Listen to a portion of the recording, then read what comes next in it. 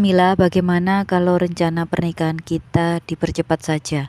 1 minggu lagi aku akan ke rumahmu untuk lamaran resmi, dan kita akan menikah seminggu kemudian.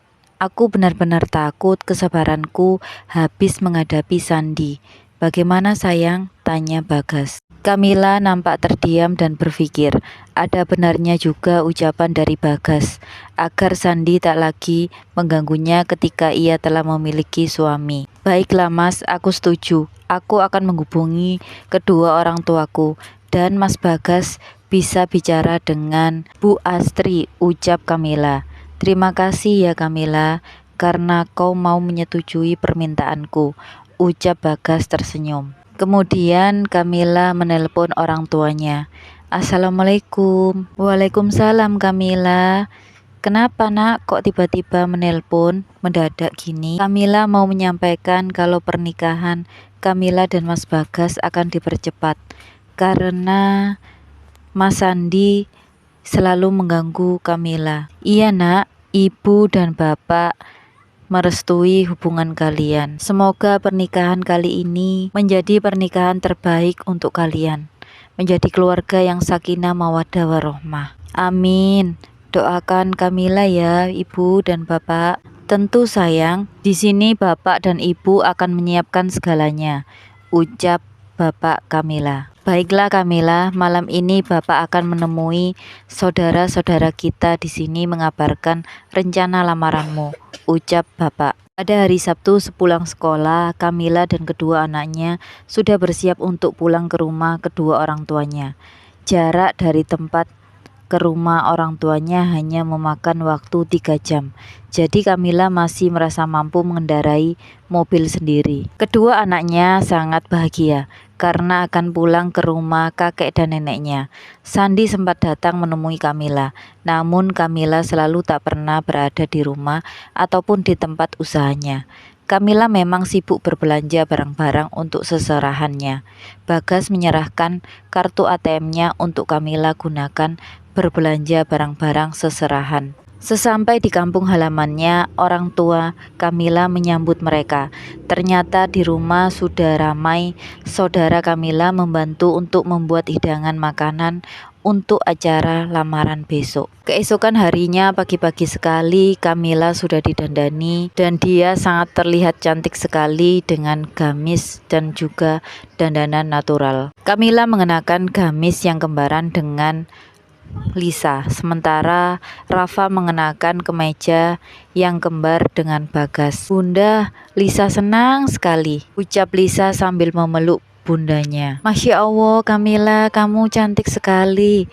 Aku sampai pangling, ucap Ana sambil memeluk Kamila. Kamila, keluarga Bagas sudah tiba. Salah satu sepupu Kamila memanggil Kamila yang masih berada di kamar. Kamila pun berjalan keluar kamar dengan didampingi oleh Lisa dan Rafa. Kemudian prosesi lamaran pun dilangsungkan. Bagas memberikan Kamila kalung dan gelang dengan berat 40 gram sebagai pengikat serta uang tunai sebesar 150 juta. Semua orang memandang kagum pemberian dari Bagas. Kamila sendiri terkejut dengan pemberian Bagas saat lamaran. Semua ini tak pernah Kamila tahu. Di tempat lain, mantan mertua Kamila datang menemui Ana. Kau pasti sudah tahu kan jika Kamila akan lamaran? Ucap Ibu Sandi dengan nada ketus. Ana mengangguk dengan cepat. Kenapa kau tidak katakan pada Bibi? Seharusnya jika tahu Bibi akan bertindak cepat, melamar Kamila terlebih dahulu, ucap Ibu Sandi kesal. Memangnya jika Bibi kembali melamar Kamila, maka Kamila akan kembali ke Sandi. Tidak mungkin, Bi.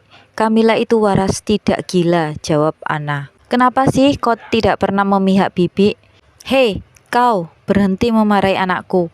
Kau dan Billy harus menerima kenyataan jika Kamila sudah memiliki kehidupan keluarganya sendiri, ucap Ibu Ana. Tidak mau yuk, aku mau Kamila yang menjadi menantuku kembali. Apalagi saat aku sakit begini biasanya ia begitu telaten merawatku, ucap Ibu Sandi. Nah, sekarang kau menyesal kan sudah mengecewakan wanita sebaik Kamila, ucap Ibu Ana.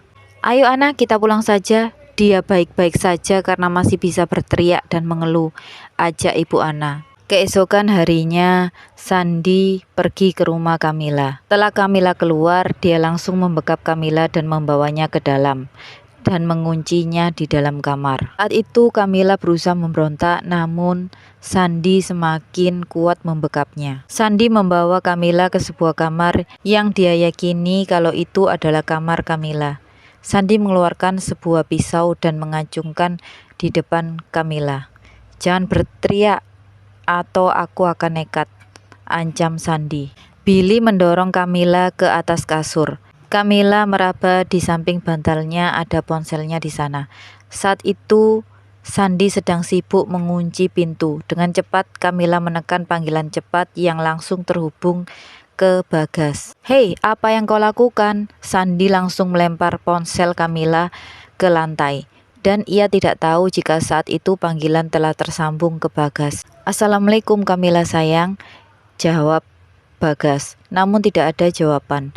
Dan ketika Bagas mendengar jeritan dari Kamila dan suara Sandi terdengar setelahnya, Bagas lekas memutar balik mobilnya menuju ke rumah Kamila. "Sandi, sadar, kenapa kau melakukan ini padaku?" Kamila berusaha mengulur waktu.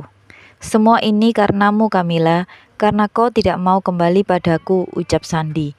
"Kita sudah selesai Sandi, dan kau pasti tahu kenapa kita berpisah. Semua karenamu, kau tak pernah menghargaiku, kau mengkhianatiku, dan selama menikah kau menyiksaku," ucap Kamila. "Aku minta maaf Kamila, aku menyesali semuanya. Maka dari itu aku mohon kembalilah padaku. Aku akan memperbaiki semuanya. Aku mohon," pinta Sandi. "Tidak bisa, aku tidak pernah mau kembali padamu. Sebentar lagi aku akan menikah." Dan brak-brak suara pintu didobrak. Saat melihat Bagas, Kamila tanpa sadar memeluk Bagas. Beberapa warga datang karena mendengar keributan. Saat itu mulut Kamila masih dalam kondisi terikat kain. Bagas berusaha menenangkan Kamila dan membuka ikatan mulut Kamila. Tubuh Kamila terasa sangat lemas. "Sandi mas, dia berusaha memperkosaku," lirik Kamila mengadu. Jantung Bagas berdegup sangat keras. Bagas meminta seorang ibu-ibu untuk menjaga Kamila. Kemudian ia masuk diikuti beberapa warga. Ketika masuk, nampak Sandi sedang bersiap-siap untuk kabur. "Kau memang seorang bajingan, sekali bajingan tetaplah bajingan," maki Bagas dengan marah.